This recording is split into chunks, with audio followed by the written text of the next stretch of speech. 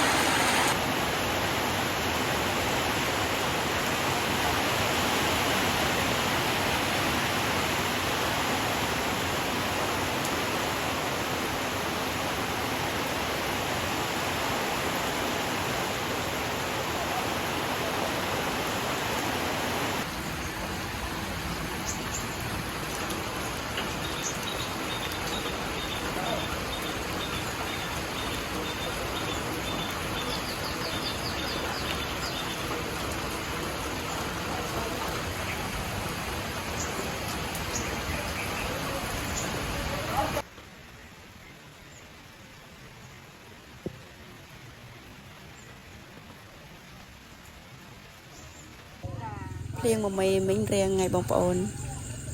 តែមេឃដូចចង់មកទៀតមិនអីបងប្អូនលើមប៉ក់មិញខ្ញុំបេះផ្កាគេដីស្លមកជូរ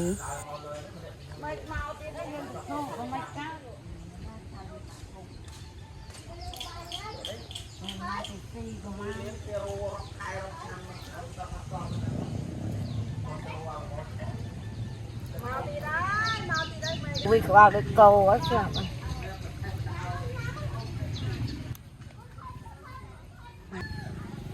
ព្រឹកនេះភ្លៀងបកក2មេហើយបងប្អូនមកថែម1មេទៀតហើយ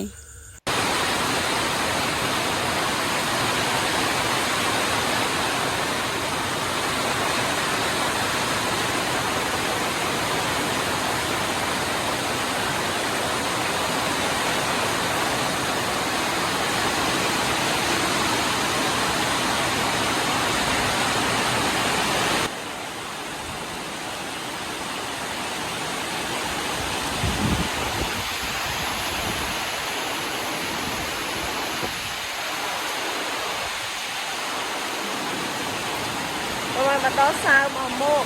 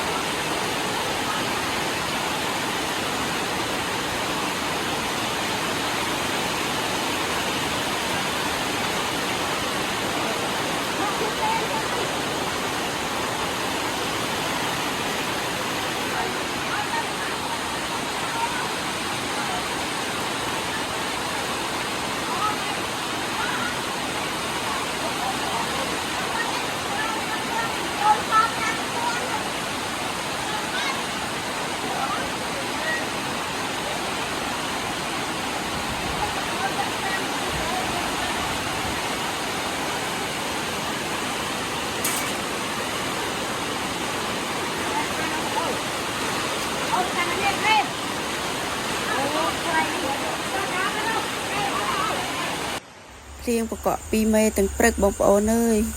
លើលិចស្រូវបងចដូនមួយខ្ញុំកាត់ទឹកក្រំស្រូវគាត់រៀងច្រើនដែរបងប្អូន740ក្រុងហើយសពុតភ្លៀងគ្របអត់គ្រប់ទេអញ្ចឹងប្រើក្មួយឲ្យទៅទិញសពុតភ្លៀងនៅតូបលក់ចាប់ហួយដល់ពេលទៅទិញបានតែ1គីឡូទៀតសពុតភ្លៀងគេលក់អស់ហើយបងប្អូនអើយហើយអត់ដឹងធ្វើម៉េចទេមានក្រុងផងអីផងយកទៅជួយគ្របគាត់ហើយបាច់បានត្រឹមថាបាច់ទឹកចេញពីសពុតភ្លៀងបងប្អូនវានៅកាត់ទឹកពីលើនឹងហើយស្រូវកន្លែងណាដែលមានសពុតភ្លៀងគ្របពីលើនឹងវាអត់ទៅទឹកទេតែកន្លែងផ្សេងដែលវាអត់មានសពុតភ្លៀងគ្របនឹងវាទៅទឹកអស់ហើយបងប្អូនអើយហើយមកព្រឹកនឹងបកក2ដងហើយបែកនឹងផុកវល់អស់ហើយបងប្អូនហើយស្រូវគាត់ឡើងកាត់ទឹកអស់ហើយណាបងប្អូនអើយណាស់ដល់ហើយគាត់ទៅច្រូត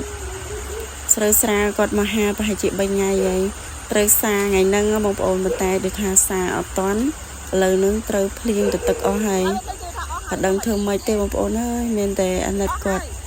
ហើយអត់មានសពុតភ្លៀងគ្រប់ទេមានតែយកក្រងយកទៅគ្រប់ហើយភ្លៀងចឹងទៅវាជប់ទឹកនឹងក្រង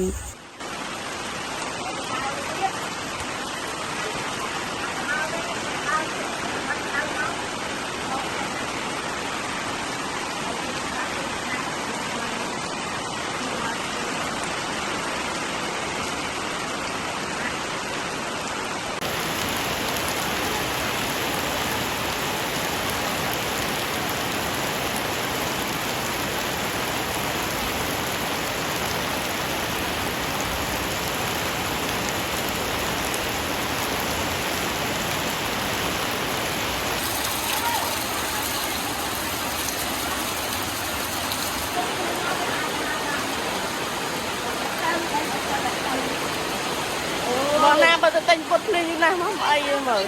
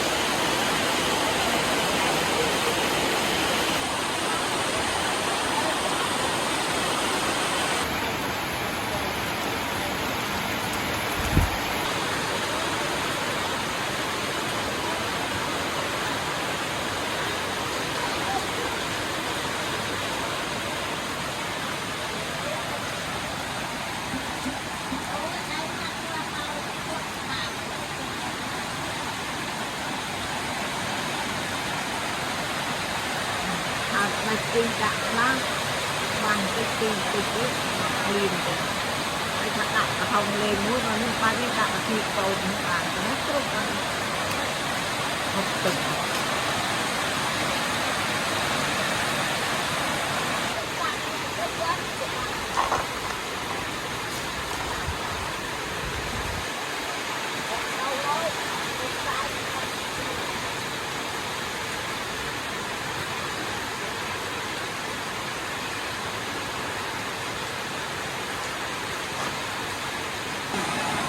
mây cái này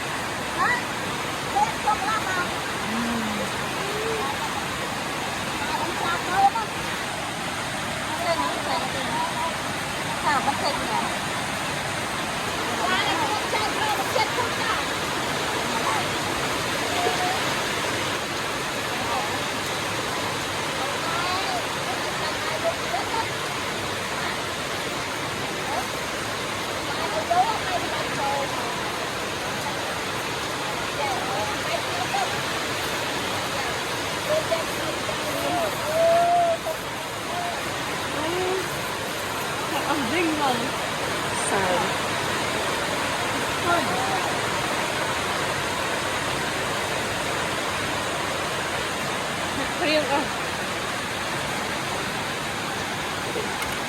anh lại yêu thích không mời mấy căn anh ô căn thì được mau căn thì sợ đi kệ rồi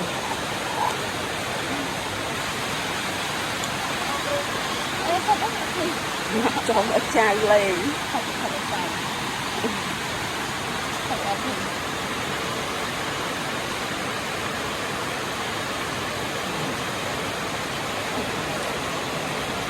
giờ thi